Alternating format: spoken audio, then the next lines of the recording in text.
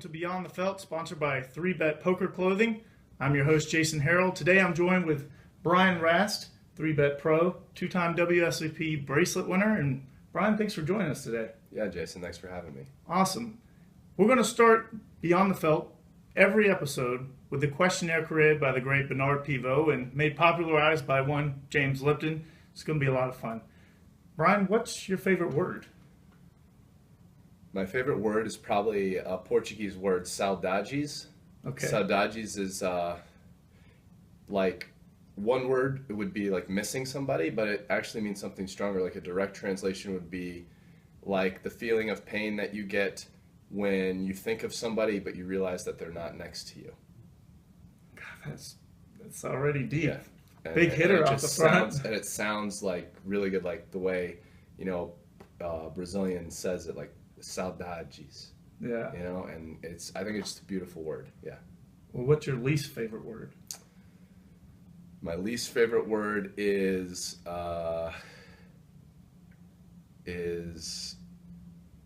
probably when the dealer looks at you after you bust a tournament and says, "Thanks for playing." Oh, combo. Yeah. That one's brutal. Just a needle from the dealer, right? Yeah. No, I mean that's kind of a joke. I don't know. I don't really have a least favorite word. So, but yeah, that one sucks when you like bust the tournament and it's like, "Thanks for playing." Yeah. Well, then what sound or noise do you love? Well, the sound or noise that I love the most, probably not appropriate for this interview. Sure. But I also love, but one that is appropriate that I love on the flip side is at the poker table when someone says, "Nice hand," or "You got it." Yeah. Because sometimes like you think about it, you make the call, "You got it." Yeah. That's good. Tap the table. So. Perfect. And what sound or noise do you hate? Sound or noise do I hate? I'm gonna pass. I don't know. I don't really have too many things I hate. Like I don't know. And I just the favorite, not favorite like thing a is cell tough. phone annoying or like the alarm clock annoying? Nah. Nah. Usually, if your phone's ringing, it means you're important, right? Unless it's a telemarketer. Well, I mean, I'm sure there are some like ringtones that are really annoying when people have them, but whatever. Nothing that I really hate. All right. Well, what profession other than poker would you like to attempt?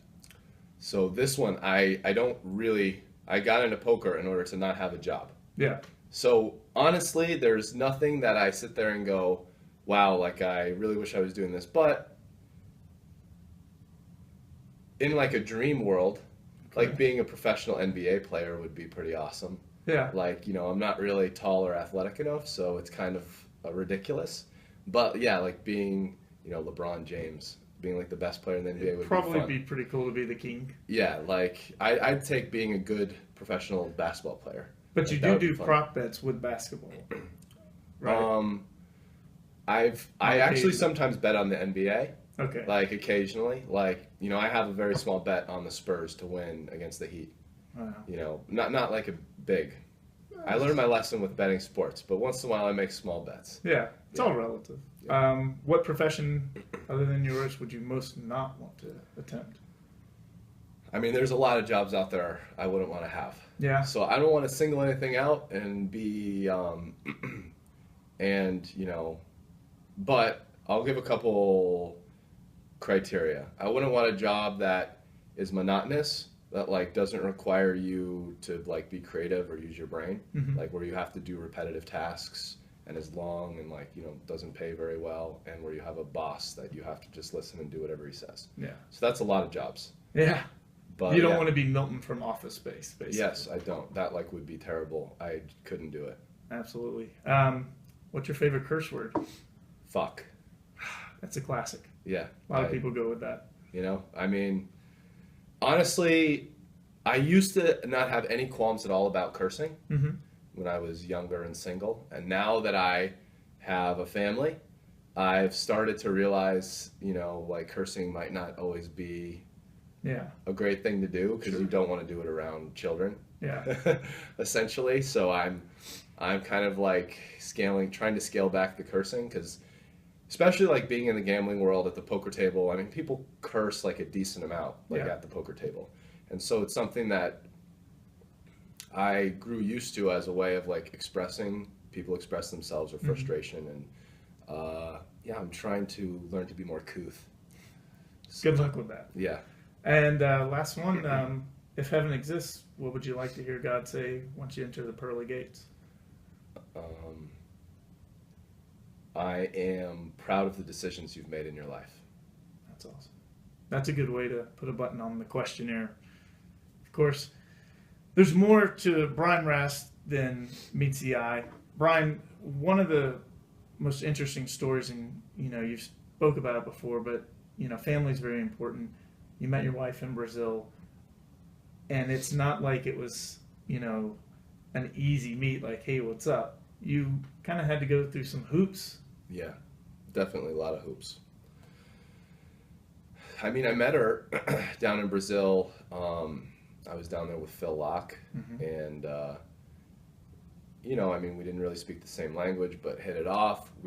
She was fluent in Spanish, and I knew a little Spanish, so we did that in person. But I mean, the electronic thing, like Google Translate and Skype and everything, made talking together in person on a computer, and then like later when I came back home, like really easy, and we spent a long time doing it. I instantly tried to get her a tourist visa, which I didn't game the system correctly.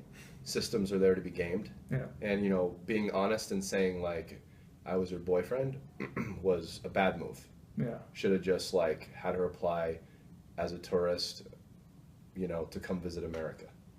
Red flagged her, and later when we tried an academic visa, and I found like an English school here for her to come to here, she was rejected. And I think the reason why is because she was already red flagged from, me being her boyfriend from the previous visa and being rejected.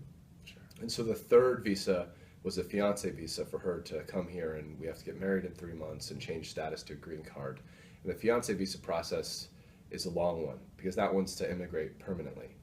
So that like takes over half a year if you're really fast about everything. So all told, from the first I met her in January, by the time she was accepted from the fiance visa, it was like July of the next year. No, even later. I mean, I actually went down for her fiance visa like final interview. I missed the main event that year. That was the year that I won 2 bracelets. Yeah. And I missed the main event to go to her interview, and she was accepted, whatever, August or September, and she came here in November of that year. So. Well, and you had to learn Portuguese basically to kind of communicate. That was 2011. Okay. Yeah, I mean, all of our communication on the internet, typing, was all in Portuguese. So I was like doing a lot of copy paste into Google Translate. Sure. And like with time, I like picked things up. I was able to write things on my own. I wanted to be with her. So during that year and like 8 months, like I probably traveled to Brazil like 8 or 9 times, and we had 2 trips to Costa Rica where I flew her and met her halfway. So I mean, I made a lot of trips down there, which worked on my speaking and listening. And yeah, I mean, I just kind of learned Portuguese, and since then, like, we still go to Brazil, and we still talk in Portuguese sometimes in the home, and she's come to America, and since then her English has improved a lot, and so we're kind of like a bilingual family now. And I mean, you've been grinding poker for a long time. Yeah. I sense that there is a bit of transition from the Brian Rast that was 20, in his early 20s from Vegas, to the Brian Rast that sits before us today. How has that transition been? I mean, you go possibly from poker playboy to a family man. Yeah, I mean, there was a definite maturation process. Like, I came out to Vegas and learned a lot of lessons the hard way about life, people, whatever, and like thankfully I was good enough at poker that I made money to cover up my mistakes. And my 20s, I wasn't as good at poker as I thought I was, but I was very good, and I won a lot of money, but didn't really have much to show for it. Between and then 30s are going to be different. I feel a lot more mature now. I'm a lot more focused on my family. I don't go out and party. I don't have a lot of distractions in my life. Like, I play poker, and that's important to me, but when I'm away from poker, I focus on being healthy. I spend a lot of time with my family, and when I don't, with my friends. I don't really drink anymore, which I think is big improvement. Like, Yeah. I just once in a while, but That's- otherwise, it's not really good for you, Yeah. physically or mentally or anything. So, yeah, I feel like I've grown up a lot. I mean, I got thrown like when Juliana came here, she brought Krishna, Hmm. and like, I got thrown right into being a dad, Yeah. which took a lot of adjustment, but it's a beautiful thing. Like he calls me dad now, and I call him son, and it's like he's my own, and it's really helped me grow up and like realize what's important in life, and really it's like family is. So, I have, it's like I've kind of figured out what's important in life, and that's given me, a basis, a foundation to like really push in my job, because I do like playing poker. Of course. Like it is important to me. I don't really want another job.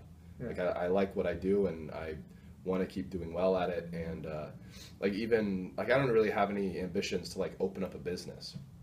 I like playing poker, and I want to learn some things like maybe real estate, Yeah. or whatever, to invest my money in. But I want it to all be like a passive thing that I'm not spending a lot of time on.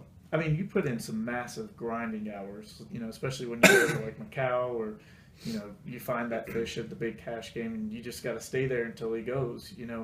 How has the balance, transitioned? Like, we hear so much about poker players that, they're like robots, the wizards, and they have no personality. You seem to have kind of transcended into having a bit more balance in life with poker. You know when to turn it on and turn it off. Is that an accurate assessment? Yeah, I mean, I'd say, interestingly enough, a lot of the wizards like they have a lot of personality. Mm-hmm. I mean, there's a lot of really good players that I think are like really interesting people. Yeah. I mean, like Scott Seaver plays really well. He's like a lot of fun at the poker table. Like he's a really intelligent guy who always has something smart to say about just about every topic. Like out of my good friends, like even guys on 3Bet, like Antonio is a great no limit hold'em player, like really, really good. And he has a lot of personality. He uses it at the table. Andrew Roble is a good friend of mine, and he's a fun guy. Other guys on 3Bet like Jason Kuhn and Jeff Gross. I mean, a lot of poker players, even these young guys that kind of get like this stereotype of whatever. I mean, yeah, maybe they haven't been around the gambling world for 20 years. They kind of approach it from a different perspective than some of the older guys, but they're like really interesting people who are a lot of fun to be with, and like intelligent, and a lot of them are motivated, and like if you met them in real life, you'd have a lot of respect for them. Like they've approached poker from a different perspective than a lot of the older guys. Like there's a bigger chance, I think, that somebody that's 50 that's still around like got into the gambling world when like a lot of people cheated at poker, and they like were already involved in other gambling things, and they like the gambling lifestyle. Whereas a lot of times like younger players were like me, like you were in college, and like you were almost like, well, I'm gonna do poker instead of this other job. So it's like they've come from like a more serious, like focused background, which like, yeah, maybe it could be viewed as like a little more boring, but from like another perspective, like it's, it's like a respectable thing. Like this person took a chance with their life, and, said like, I'm going to do this, and, put my all into it and hope it works out for me, and, made it happen. What about when you talk? I mean, because a lot of the guys that you just mentioned are other poker players that you're close friends with.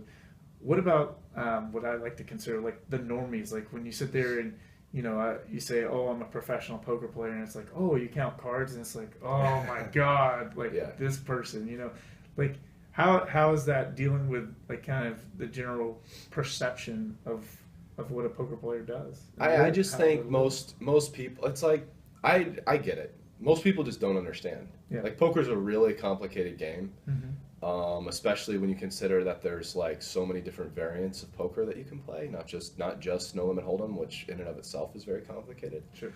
Like, people don't realize really that like right now computers play chess better than they play poker, right? Like that says a lot about how difficult it is to play poker well, So when someone says something like that, they just don't get it.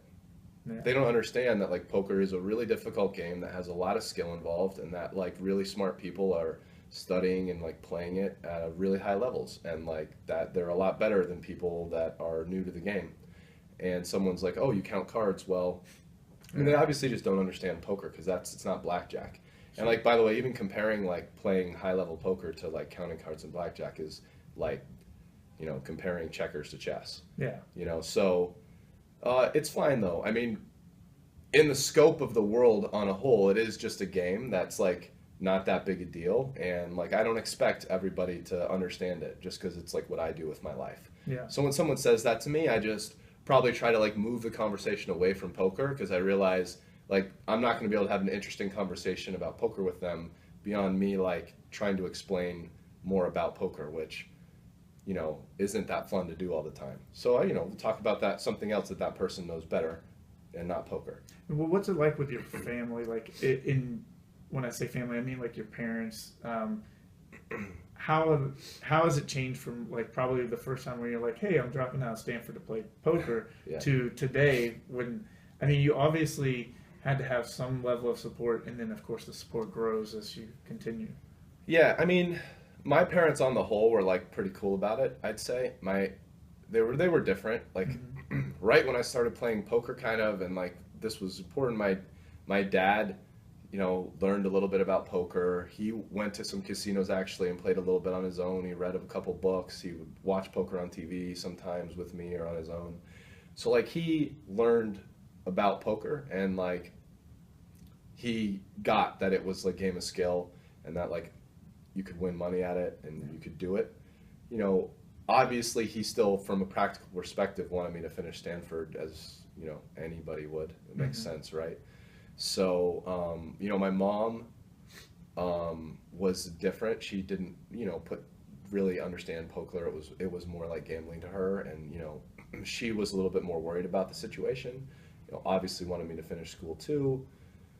It changed like as time went on, and things went well in my life. Like I bought a place, put money into that, started having success in like tournaments and stuff, and just as the years went on and it was clear I was like doing pretty well.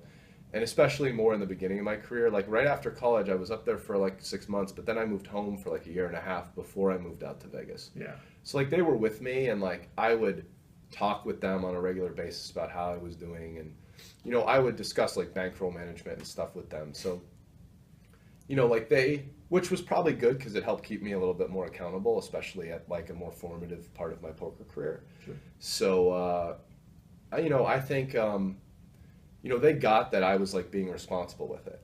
Yeah. And I mean, like I never went broke in my whole career. Yeah. Like in fact, I'd always like if I started to drop down to like having like 100K liquid bankroll or something, I would make sure to like play smaller, so I'd always have like a good cushion and like not go broke. And like were a lot of ups and downs over the years, and so Yeah.